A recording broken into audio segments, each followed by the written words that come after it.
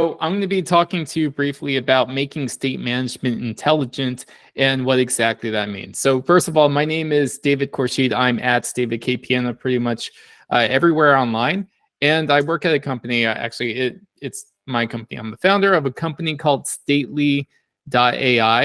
And so for the most part, we've been focused a lot on the states part, which is we're a company for making it easy to create state machines and to use these visual diagrams in your actual app logic so that they're not just pictures, but they're actual real things that you could modify and simulate and generate code and documentation and tests from.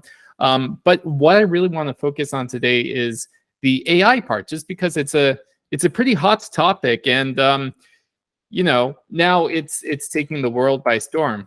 Because when we think of state management, we think of all of these libraries, including, of course, XState. And so these libraries, they have a specific purpose, and their purpose is to just make managing make managing states easy in your applications. But these are things in your applications that can change based on what users do, like clicking a button, filling out a form, things like that.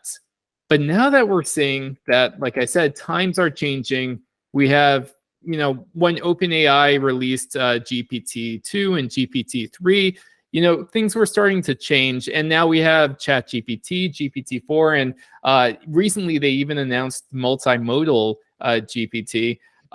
So there's just a lot of things happening over here. And as a result, the standard for what we want applications to be, or at least what users want applications to be, has been raised significantly, where it's no longer unique if your application has like AI features or intelligent generative features. Now it's sort of becoming table stakes. So users want these features, these intelligent features in their apps more and more. And this is an example from Notion, but look at pretty much any major product, and you're going to see that there's AI sprinkled on top of it.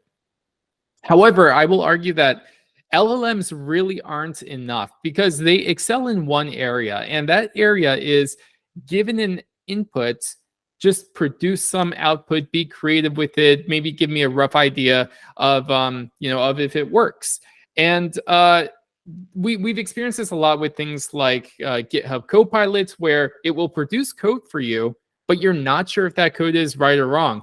And the second thing too is the way that people are slapping AI and LLMs onto their apps is basically through chatbots. It's like, hey, chat with me and I will try to generate something for you. And even though as developers we might think is cool, this isn't really the best kind of user experience. So really we want AI to do a lot more.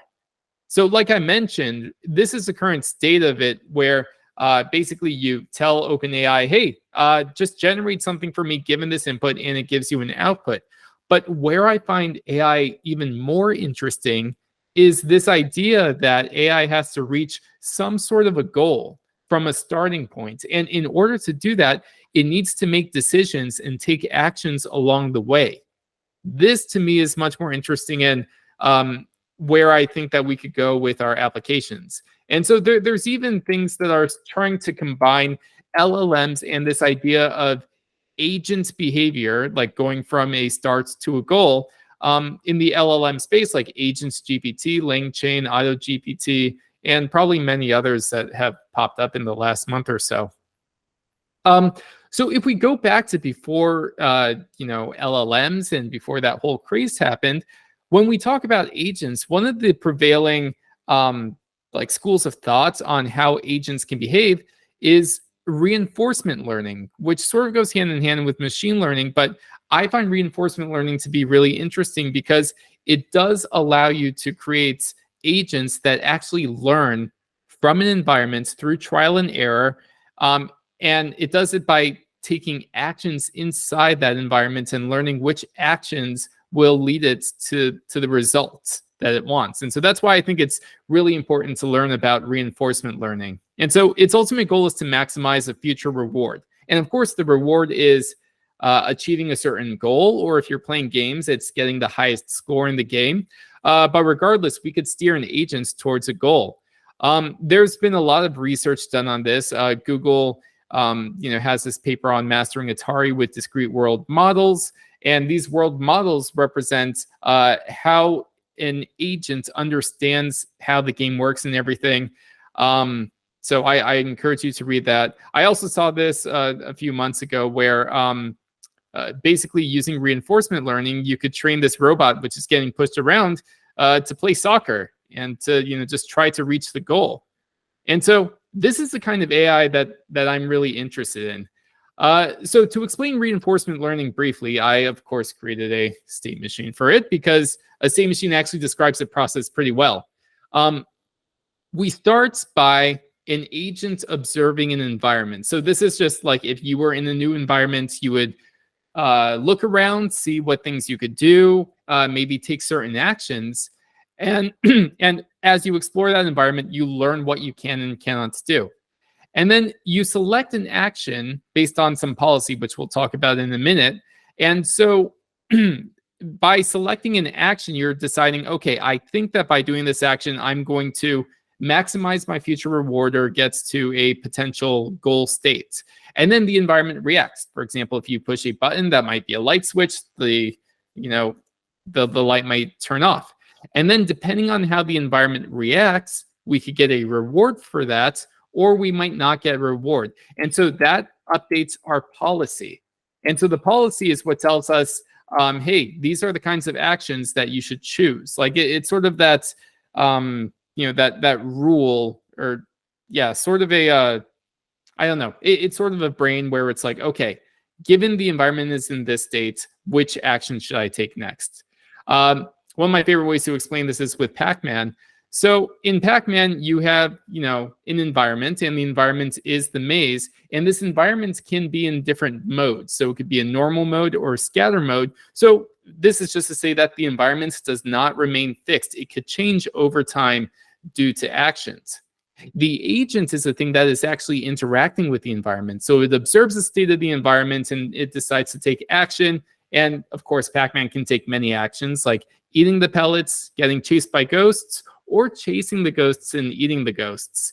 A policy determines what action you should take to maximize some state. So for example, if Pac-Man goes down, we could see that there's a decrease in score, or just some other policy that says, hey, this was not a good action. For example, Pac-Man getting eaten, or maybe Pac-Man ate a fruit or a pebble or something, and Pac-Man gains some points. And so this is called credit assignment, where we sort of have to assign some credit depending on which action was taken. Now, ChatGPT also has this idea of reinforcement learning, and it's called RLHF, or reinforcement learning with human feedback, in which we are the environment in a way. Like we're the one who says, hey, this, or we're the policymaker rather. We're the one who says this was good or this was bad, or maybe we give it no response. There's a bunch of shortcomings though with reinforcement learning, so I'll just go through them real quick. With learning, you need a lot of trials. You need to explore an environment a lot. And also with planning, there's the problem of sparse. I mean, there's a bunch of shortcomings in learning and planning, but mainly with planning, there's also the problem with sparse rewards, in that when you take an action, you don't know whether it's a good or a bad action, and you might not know it until later. Sounds a lot like real life. So there's also the concepts and problems of exploration versus exploitation. And exploration is when, even though you know which action is going to be good, you still want to try a different action because that might be even better. And exploitation is the opposite of that. It basically says, hey, I know that this action that I've taken before was good, so I'm just going to keep taking it. And just to illustrate this with a dog, let's say that you're trying to teach your dog to do a treat, and you tell the dog down and nothing happens, the dog doesn't get a reward. But if the dog explores and maybe does something different and does go down, the dog realizes that it got a treat, so it gets a reward. And so exploitation is whenever you say go down and the dog decides, hey, I remember that last time when I went down, I got a treat for this. It's much more likely to go down so that it might get a treat in the future. And of course, if it has an undesired income, like it runs away or something, then you would assign negative credit to that. so that the dog tries not to do that behavior. So in short, and this is how this is all coming together, you basically create a state machine, and this state machine contains weights of which actions you should take to maximize the reward. So for example, if the dog is here, then the dog could just follow these green paths to maximize its potential future reward. And that's basically how dogs learn to do tricks. I'll breeze through this just to be mindful of time. But with sparse rewards, even if you don't get a reward, there's different techniques such as cue learning, where you basically say, if I did something good and I reached a good outcome, then I'm going to assign credit to all of the actions that I've taken in the past, because those actions are probably good actions. All right, so coming back to basically the idea of intelligent state management, here's the big realization.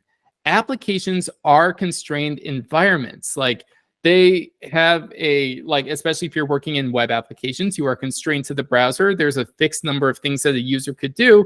So it's not exactly real life. And same thing with mobile applications and things like that. So how can we make state management intelligent? One idea is by making adaptive UI. So just making it easier to predict what the next user action is going to be. And of course, like I talked about, there's generative AI too. There's goal-based agents that will actually try to do things for you, which we're going to talk about in a minute. And there's these AI assistants. Like these are, I would call, the 4 different flavors of, making your state management intelligent. And so another realization before we go on is that everything is a graph, whether you're talking about data relationships or even flows throughout your application. And we could really take advantage of this to make our state intelligent. So I'm going to show you a little demo today, and hopefully it works because it's basically a live demo. But here's basically what we're going to do. We have an application which already has a state machine, and this is a state machine for an espresso machine, basically. And so what the user is going to do is enter a prompt, and based on that prompt, we're going to determine using the state space. And the state space is just all the possible states that this espresso machine can be in. Using the LLM, we're going to determine which is the ideal end states that this espresso machine should go in. So the LLM, in this case, OpenAI GPT 3.5, it's not going to actually execute each action. It's going to determine what the end action is. And based on the state space or the state machine that we already have, it's going to find the shortest path through that. And it's going to traverse that path and ideally reach the end state. So I have a video here in case that doesn't work, but I'm just going to show you this application over here. It's a very basic espresso machine where you could do different actions over here, like we see it's preparing the beans. We're going to grind them. And then when they're done grinding, then we're going to heat the water. So the water's done heating. Then we're going to tamp, run the espresso machine. And then now we have an espresso. So even though this is a contrived example, you could sort of see how it could apply to more realistic apps. And I should really make this a more realistic example. But it shows how you could use a state machine to power your app. But I want to take this a step further. So I actually, like I said before, this is being powered by a state machine. And I'm just going to copy the code over here so you could see the state machine and see it visually. It's pretty big over here.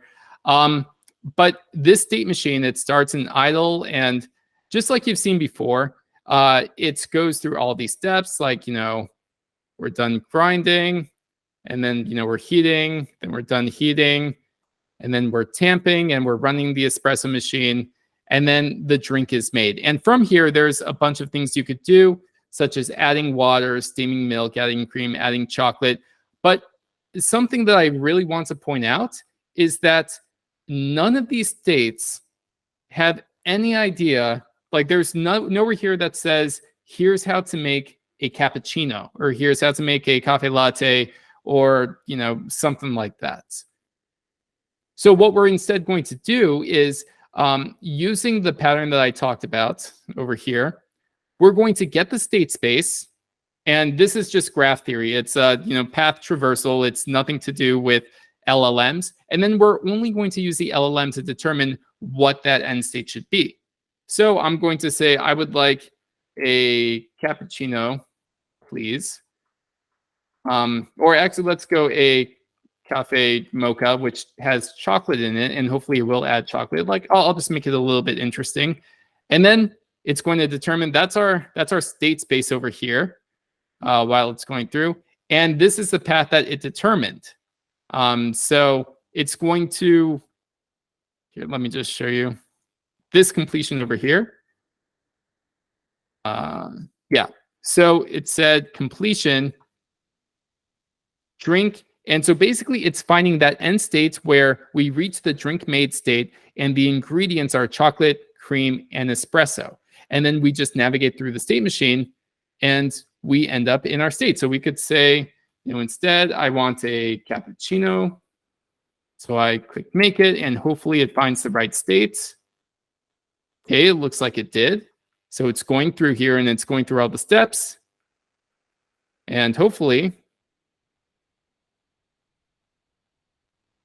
it makes our cappuccino.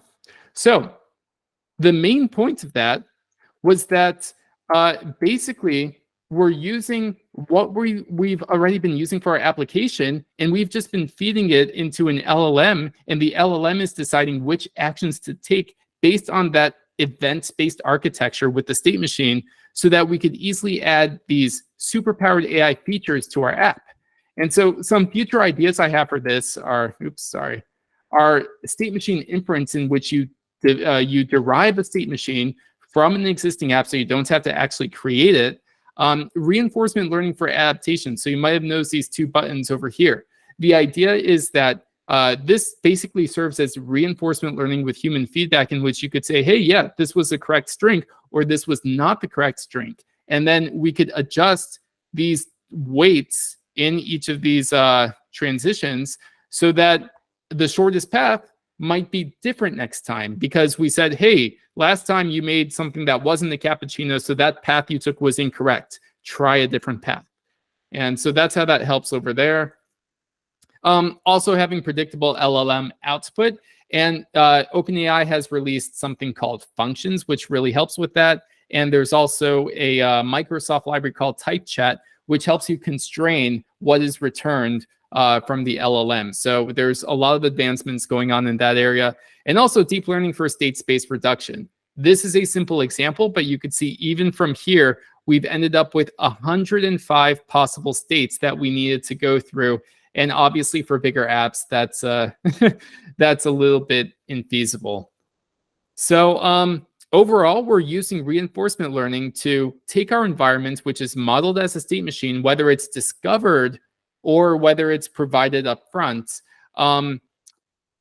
take our states and figure out the actions that reach the goal state and assign a reward, which right now just reinforcement learning with human feedback, saying, here's how we can, here's how well that action was received. So I'm just going to skip ahead through here. I just want to mention really quick that that state machines have been used as basic forms of AI for a long time, especially in games like Pac-Man to describe enemy behavior. Each one of these ghosts, by the way, has a different, I guess you could call it a different state machine in which it operates. For example, Blinky is just going to chase Pac-Man. Pinky is going to try to intercept where Pac-Man will be. Clyde runs away from Pac-Man, so he's never caught, or he stays outside this radius. And Inky works together with Blinky to sort of intersect, or is it Blinky? Yeah, to intersect Pac-Man at where he will be. So trying to gang up on Pac-Man, which is interesting. There's a lot of interesting papers that I found in this topic too, where basically the idea of creating a world model from an application really helps in speeding up the reinforcement learning process. So in this case, these researchers have trained an agent to play Atari games, but what they did was, instead of putting agents in the Atari game and saying, figure it out. They fed it the instruction manuals. So it's sort of doing what we've done, with this example, except instead of a state machine, we're just feeding it text instructions on how to play the game, and it's able to excel much faster by doing that. So overall, the main points that I want to point out are that LLMs are unpredictable. Declarative logic is, of course, really, really useful because it makes things like this possible without having to re-architect your app. Reinforcement learning gives us insights for how we could build smarter agents that go beyond chatbots, and graphs make many things possible. So one last thing that I wanted to really quickly show you is that, like I talked about, LLMs just really make it so that you could make your applications more intelligent. And so one thing that we recently added to XState, or sorry, not to XState, but to Stately, is this generate flow button over here. And this allows us to basically generate any kind of state machine we want, even if we don't know what a state machine is. So it's a really good way to get started. And I want to do a quick experiment. I was looking on Quanto's page, and I saw this part here: easily manage all of your invoices through Quanto. So this is like free advertising for them. Thanks for hosting. So if I copy and pasted that and said an app easily manage all of your invoices through Quanto, and then it shows all of these steps over here.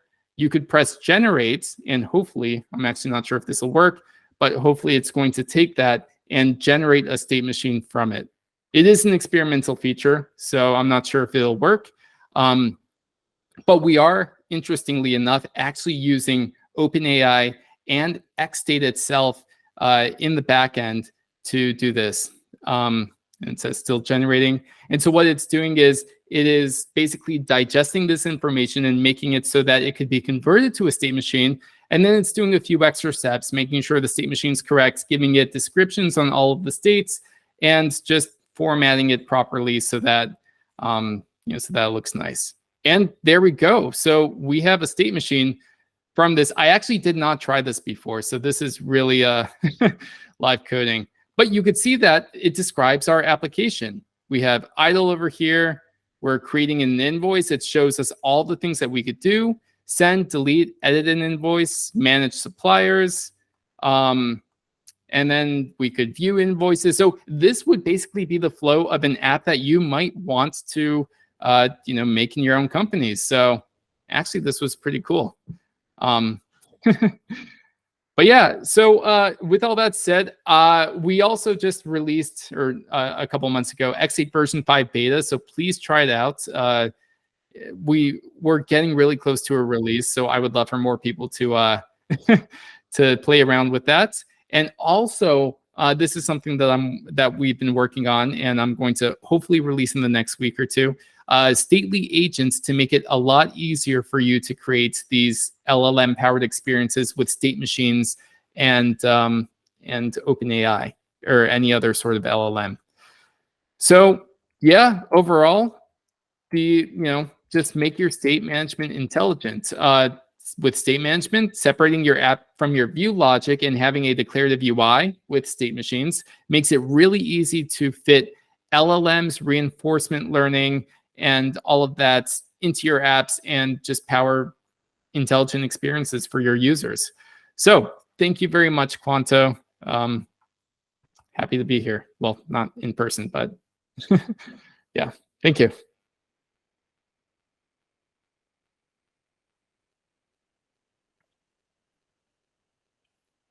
Thank you. Do we have some questions about XState?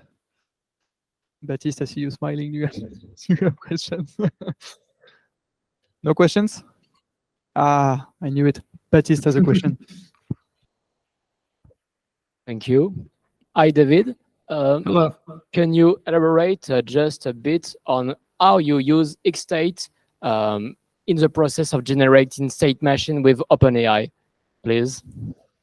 Oh, yeah, sure. So it's actually a lot simpler, or not super simple, but like using XStates and LLMs together is simpler than you may think. In fact, I am going to actually I'm going to delete all this and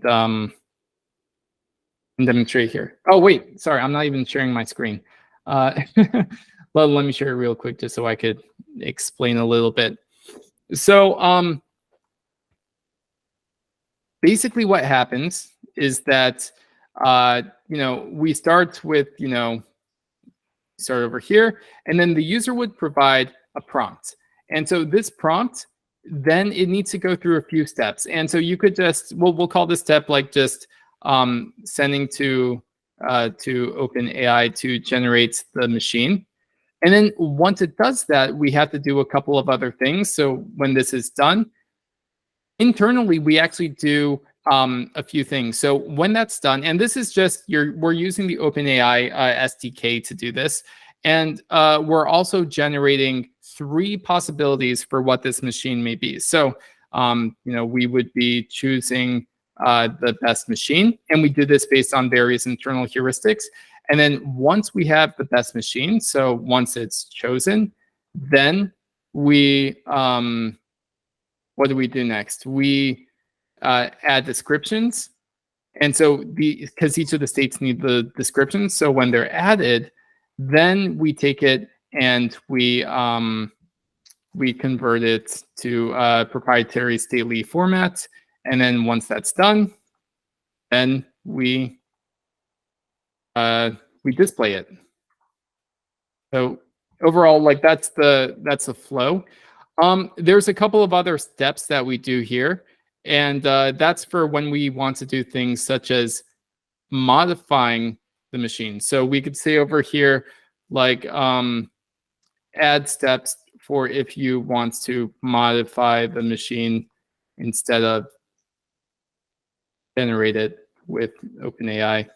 I don't know if this is going to do the right thing, but when we're doing this, we have to do a couple of other things. So what it's going to do is it's going to try to create modifications, and then that might actually produce errors. So if errors like that happen, what we do is we feed those errors back to OpenAI and the generated machine, and we say, try to fix these errors. And depending on the error, we might be doing something different.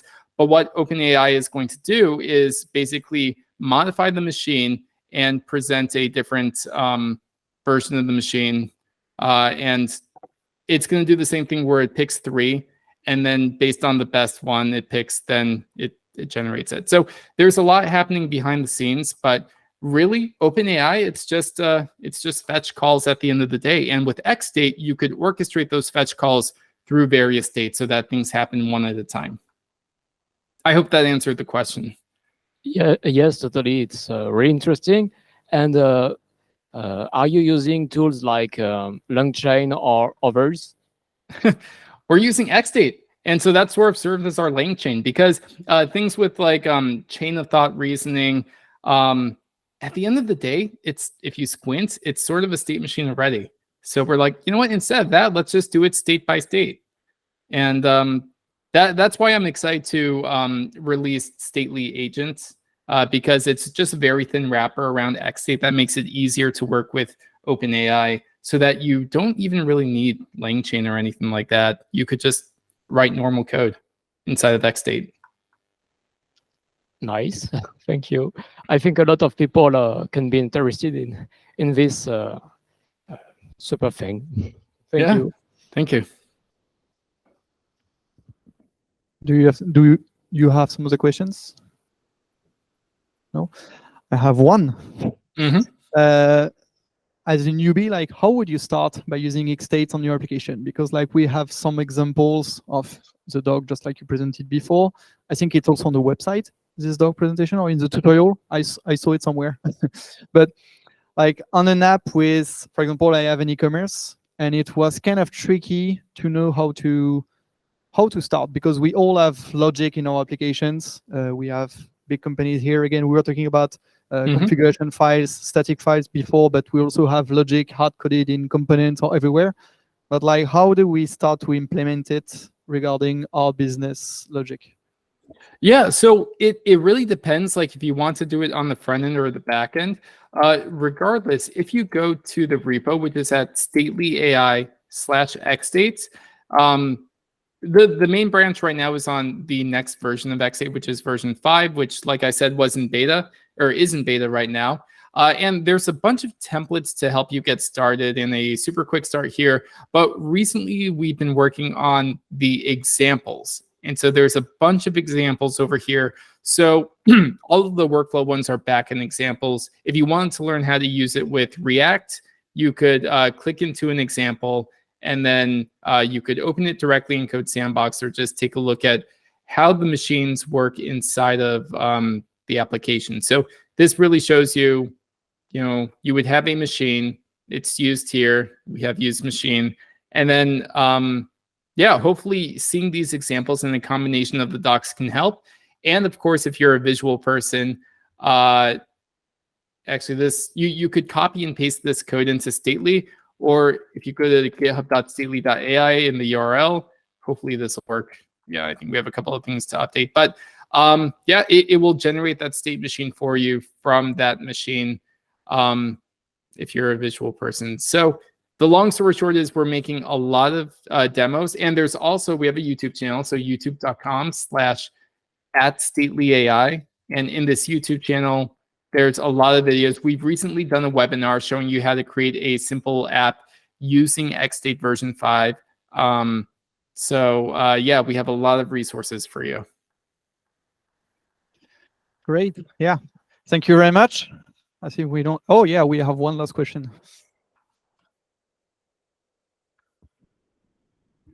Thank you for the talk. I'm a big fan of State Machine and X8 in particular, but our backend is in Python.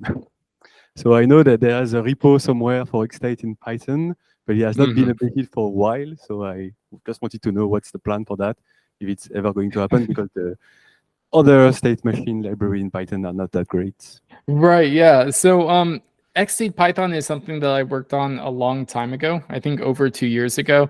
Really, it's just finding time to, to port it over. We really want to release X8 version 5 which is of course TypeScript and JavaScript, and we want to use that as the reference implementation for things like X8 Python and maybe X8 for Rust or Go or any other language. But besides that, we're also working on an SDK where you could just deploy your state machines yourself or remotely. And of course, they would be running on Node, but the point is that you could interface with them in any application, because it's just you're making fetch requests. So you could interact with them in Python or anything else. Thank you. No more questions? Okay. Thank you, David. All right. Thank you.